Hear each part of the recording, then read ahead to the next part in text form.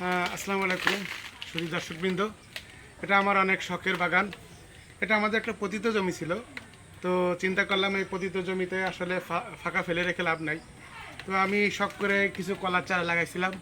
তো দেখেন দর্শকবৃন্দ, আল্লাহর রহমতে অনেক সুন্দর কলা হয়েছে। তো আজকে কিছু পরিচর্যা করার জন্য ওই লাঠিটার মাথায় কাঁচি সেট করে কিছু অতিরিক্ত পাতা কেটে দিলাম।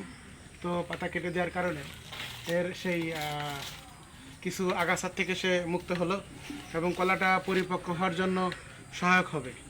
তো এই আমার এই শখের বাগানটার জন্য আপনারা সবাই দোয়া করবেন। এবং আমার আসলে টাকার জন্য নয়, আমার এটা শখ করে, অনেকের অনেক শখ থাকে বাগান করা, তো সেইভাবেই আমার এই শখের বাগান। তো আমি যাতে এই বাগান থেকে সফলতা পেতে পারি এবং এর থেকে পরবর্তীতে অনেক বড় পরিসরে কলা বাগান করার চিন্তাভাবনা আছে আমার। তো সেই জন্য আপনারা সবাই দোয়া করবেন যেন আমার পরবর্তী যে মনের ইচ্ছা সেটা যেন পূর্ণ হয়।